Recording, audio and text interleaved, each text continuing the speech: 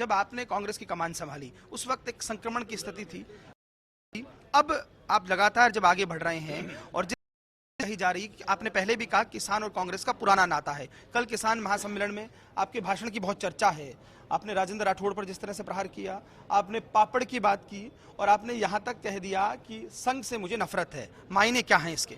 देखिए, संघ आपस में लड़ाने का काम करता है, जातिगत धार्मिक विद्वेष फैलाने का काम करता है और संघ का इतिहास बहुत अच्छा नहीं रहा है। आप देख सकते हैं जब आज़ादी के लिए कांग्रेस पार्टी और देश के महान सपूत जब अपने आप को जो शहीद कर रहे थे, प्राण न्यौछावर कर रहे थे, देश की आज़ादी दिलाने के लिए सब कुछ त्याग कर रहे थे, उस वक्त इनकी भूमिका बहुत ज़्यादा अच्छी नहीं थी। इसलिए और अभी भी इनके लोग केवल जाति की बात करेंगे, धर्म की बात करेंगे, आरक्षण को समाप्त करने की बात करेंगे, संविधान को तोड़ने की बात करेंगे, बाबा साहब के खिलाफ बोलेंगे, SC ST और दलित और माइनॉरिटी के खिलाफ बात करेंगे, सबको साथ लेकर के चलने की ये बात नहीं करेंगे 36 को।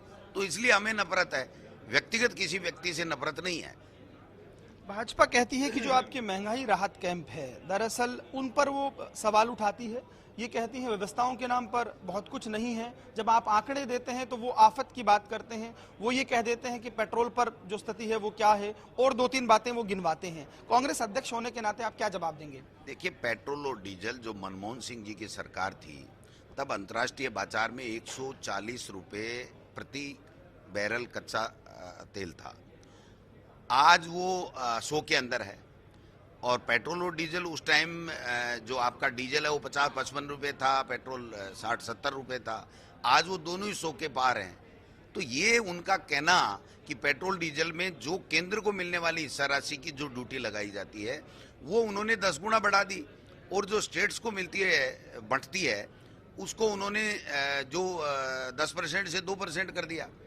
तो बेईमानी की भी एक सीमा होती है। इन्होंने बेईमानी करके, आप PM केयर फंड है, मैं पुनः कहना चाहूँगा कि इसमें जितना बड़ा घोटाला है, मैं समझता हूँ कि नोटबंदी, PM केयर फंड, ये बहुत बड़े घोटाले हैं।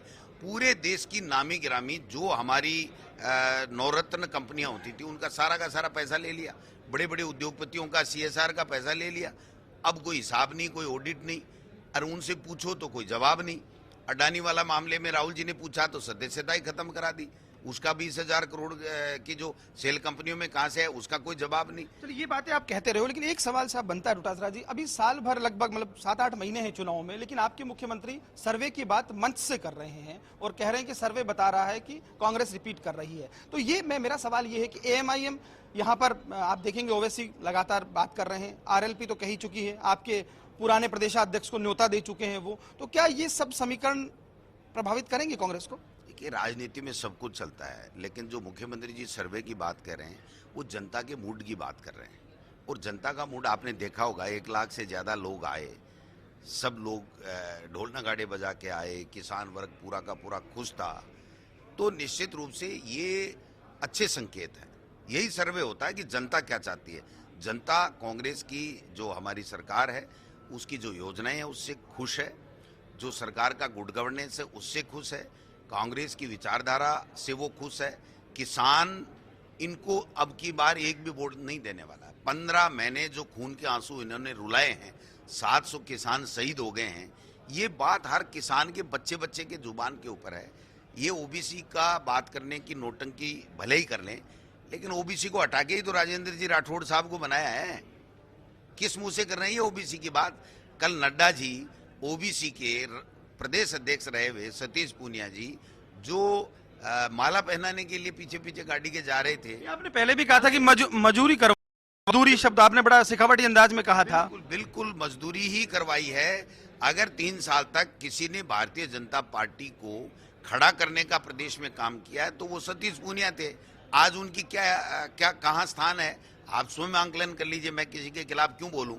राजेंद्र जी राठौड़ जो हमेशा, मैं दावे के साथ कह सकता हूं कि राजस्थान में इनके ऊपर कितने करप्शन के चार्जेस लगे पिछले बीजेपी के शासन में, कितने मुकदमे इनके खिलाफ है। इनके खुद का एफिडेविट आप देख लीजिए कि इनके पास में कितनी तो प्रॉपर्टी है और कितने मुकदमे इनके ऊपर हुए। आज वो बरी हो गए, अच्छी बात है। आदमी अगर कोर्ट से बरी होता है तो हमें उस पर कुछ नहीं करना, लेकिन उससे उसके नेचर का पता चलता है। चलिए, आखिरी सवाल, आप होटल बंद कमरों में लेकर गए विधायकों को, उस वक्त अध्यक्ष बने, ये अरसा निकालते हुए अब यहाँ पहुंचे हैं। आप कह रहे हैं जनता का मूड ठीक हुआ है, लेकिन इन सब के बीच आपकी पार्टी के एक नेता अनशन पर बैठ जाते हैं। आपके प्रभारी ये कहते हैं कांग्रेस को कांग्रेस ही हराती है। तो ये कांग्रेस को कांग्रेस हराने का जो फलसफा चल रहा है, इसको लेकर कोई मैकेनिज्म आपका आला कमान डेवलप कर पाया है क्या? राजस्थान में कोई कांग्रेस को कांग्रेस नहीं हराएगी। सारी कांग्रेस एक साथ एकजुटता के साथ में चुनाव लड़ेगी और हम 2023 में जीतेंगे। चलिए, बहुत शुक्रिया हमसे बात करने के लिए।